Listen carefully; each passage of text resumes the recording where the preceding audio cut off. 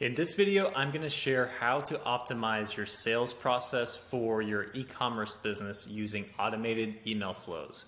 What's going on, guys? My name is Kyle Stout, founder of Elevate and Scale. We help e-commerce businesses elevate their brand and scale their growth through email marketing. Our clients typically see between 30 to 50% of their total revenue attributed to email marketing. If you'd like to generate more sales from email, be sure to subscribe to the channel for more videos like this one. Now let's get into it. Okay, so first of all, what is your sales process and how do we optimize it? So your sales process is the step-by-step process that someone takes to go from being a stranger to being a paying customer. So depending on the type of business you have, this could be a longer sales process with many steps where maybe people opt in through a funnel and maybe they have to do a sales call and there's a presentation involved and all of that. But for the purpose of this video, we're going to be talking about e-commerce businesses where the sales process is very straightforward. People just show up to your site, they find a product they want to buy, they add it to their cart, and they complete their purchase. It's very simple with the actual sales process, so it actually makes it very easy to optimize it. So the whole purpose of optimizing it is looking at the gaps in between every step in the sales process, because at every stage of the sales process, you're going to have some percentage of people who just fall off and they don't make it to the next step. So again, you can just look in your Google Analytics or whatever you're using, and you're going to see that your site gets a certain amount of traffic, and then a certain percentage end up on different product pages, and then an even smaller group of people add that product or multiple products to their cart, and then there's going to be a lot of people who just leave products in their cart and don't complete their purchase. So what we want to do is we want to have something in place at each of those gaps where we can move people along and increase the conversions at every stage, which just helps you get more sales and ultimately helps you grow your business. And the beauty of this is that all of this can be done, it can be completely automated using an email service provider like Klaviyo, which is the tool that we use for our clients. There are other tools you can use to do these sort of things as well, but we're going to be focusing on talking really for businesses that are using Shopify or WooCommerce and they're using Klaviyo or something with similar capability. Okay, so the terminology I'm going to be using here, just so we're clear, I call these automated emails flows. So in Klaviyo, they refer to the automated emails as flows, and then the email blasts that you might call them a blast or a broadcast or a newsletter or whatever. The emails that you send out to your list, those are called campaigns. So we're going to be focusing on flows here. So I'm going to hop in here and share my screen, and we can kind of walk through this. So I'll show you. I'm going to break this down, what the sales process looks like, and then talk about some of the core flows that you want to have in place. So right here, again, we have the typical e-commerce sales process. It starts with one or multiple traffic sources of people showing up to your site, then they end up on a product page, then they add the product to cart, and then they complete their purchase. And again, we can see that there's a gap in between every step where someone could just fall off and not make the next move. And what we typically find with brands that haven't really done much of anything with their email marketing yet is they will at least have a couple of things in place here to try to optimize their sales process. So usually they'll have some sort of pop-up, some sort of welcome offer for new customers that gets people into at least a welcome email, but ideally a full welcome series for non-buyers. And then even if they're not doing it through Klaviyo, maybe they're just using the default feature in Shopify, they'll have an abandoned checkout sequence. And so this is, again, one of those things where people use different terminology. So abandoned cart, abandoned checkout, these are actually two separate flows, but people tend to use those terms interchangeably, thinking it's the same thing. But abandoned checkout is when someone has already initiated the checkout. So if they've never opted in before, they could actually opt in through your checkout form there, and that could be their first entry point onto your email list.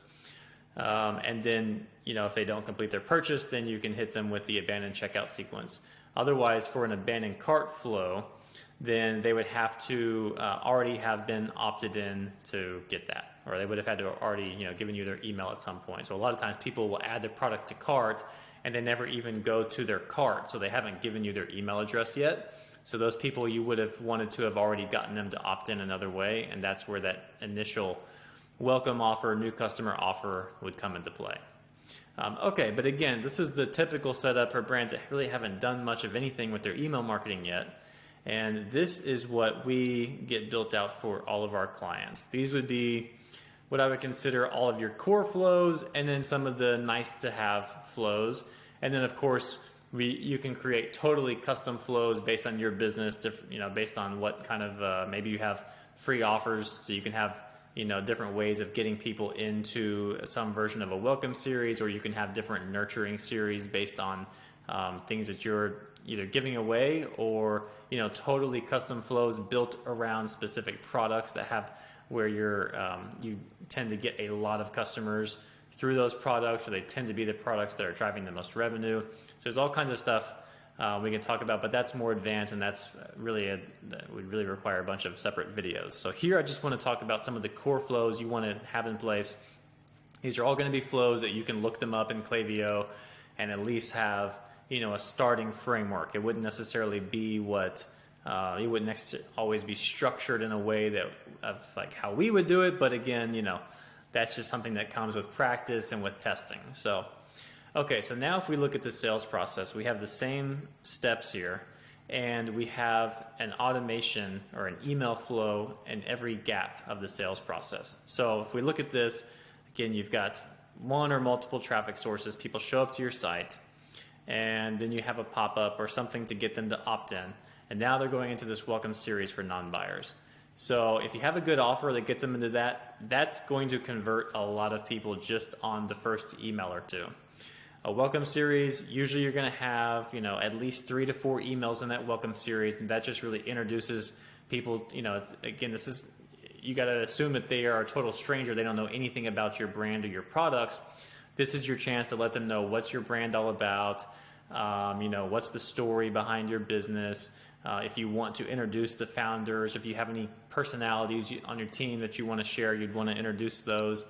And give some people some idea of what are the unique value props for your business and for your products throughout that. And then you can also extend that welcome series out. It can go longer. You can go heavier on pushing that introductory offer, whether it's a coupon that's going to expire or whatever. There's different things you can do to try to generate more sales, but most people are going to start with probably 3 to 4 emails that cover the things I just talked about. So okay, and then let's just say they make it to here, they make their purchase. Now they'll be enrolled in the post-purchase flow. And if they didn't make a purchase from this welcome series, and let's just say they went through the whole welcome series and they, never completed their purchase, well, now they're eligible, at least because they've opted in, to enter into some of the other pre-purchase flows, or they could start getting campaigns that you're sending out on a regular basis. So you still have other ways to market to them. And that's the whole point of this process, is that with email marketing, it's all about customer retention. So it's just getting people on your list and building a relationship with them so that over time you can get repeat sales out of them. But in a lot of cases, it's going to be leads that you nurture into getting that first sale. So now that they've opted in, now any behavior they do that's tied directly to your sales process will allow them to enter into these other flows, and now you've already got automations set up that are automatically marketing to them.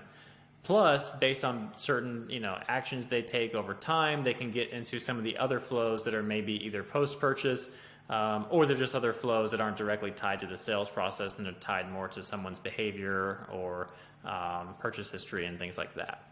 So then moving along in the sales process, let's say we get to where someone, this should actually say, so here we go. So they've hit your website, then it goes to a view product page, and the answer is no, they did not view a product page. You can send them a site abandonment flow. This one's a little bit more of a nice to have. It's not a core flow I would recommend getting built out right away, but it is one that's there that can move people along from that first step of just checking out your site or having visited the site but not actually going to a product page. Then if they go view a specific product but they don't add it to their cart, now they can get a browse abandonment flow, and this is one of the top performing flows for all of our clients. Usually it's going to be between the welcome series, abandoned checkout, and browse abandonment, and then even abandoned cart. Those are going to be in different orders for different brands are going to be the most profitable flows for most businesses. So you definitely want to have your browse abandonment in place right away. And then again, from here, let's just say they don't purchase. Well, they're still on your email list. You can still market to them later. And if they do, then they'll get into the post-purchase flow. And then at the next step of the sales process here, let's say they've added the product to their cart, but they haven't started the checkout. Now they're eligible for the abandoned cart flow. Now this one, you're going to have to make sure you have the added to cart metric set up in Klaviyo. It's not one that you can always do right out the gate with the integration. So it's going to depend on what you're using for your website. So it's very easy to get set up though, and Klaviyo has a ton of tutorials on that, so it's really no problem. The abandoned checkout one is easier to set up, and if you are just totally limited on time, I would say get the welcome series, abandoned checkout, browse abandonment, and post-purchase done first, and then you could go and do your abandoned cart. And then site abandonment, really more of a nice to have. I would actually move on to some of these others before that, so maybe customer win back and sunset unengaged. But okay, so getting back to the sales process here, now they've started their checkout, but they didn't complete their purchase. That's when they would get enrolled into the abandoned checkout flow. And then otherwise, if they do complete their purchase, then they end up in the post-purchase flow. So again, I gave you some kind of highlights for the welcome series. So abandoned checkout and abandoned cart are pretty similar in the strategy. Really, it's just, and I'm sure you've received these many times as a customer shopping online.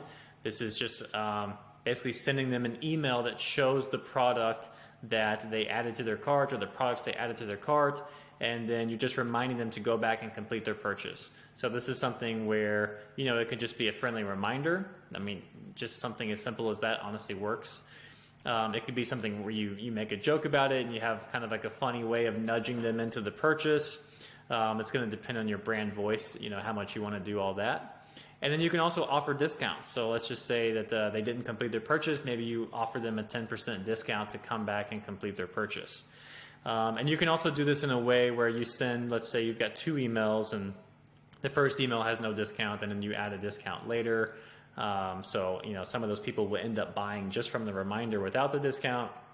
So there's different ways you can structure this. So we like to test different offers, different send times. The way we structure this flow is a little different than what it's set up as by default in Klaviyo, because that way we can just test some different variables. But again, if you're starting with nothing, then just using the basic setup of what Klaviyo has and then adding in your own custom content is going to be good enough for now, and then you can build on that over time. And then the browse abandonment is pretty similar, except for they haven't actually added the product to cart yet, so you don't really know. You know that they're interested enough to have looked, but they weren't that close to the purchase. So this is more of really a reminder of getting them to go back. And again, you can use humor. It can just be a friendly reminder. You can use urgency about products selling out fast, and you don't want them to miss out. I mean, there's all kinds of different angles you can take. But the idea is that that they're interested in this product, and you are giving them a reminder, showing them the specific product they were checking out. When I say checking out, I mean looking at, not checking out in your cart. And then site abandonment is similar, except for now you don't have any product level interest. This is just, that they went to your site. So maybe it's just inviting them back. Maybe it's just surprising them with something that has nothing to do, where you don't even reference the fact that they went to their site, but it's just like surprising them with an offer, could be surprising them, or just showing up with a piece of content that's really, maybe it's like something that educates them, but it's something that's proven to help generate sales. So maybe it addresses some common barriers to entry or questions or concerns that people have. So there's different angles you can take with that. This one, usually we only do like 1 email in this flow. You can go crazy with it, but again, I don't really like to get too aggressive with that one. And then some other nice to have flows, customer win back and sunset unengaged I would consider those core flows, not just nice to have.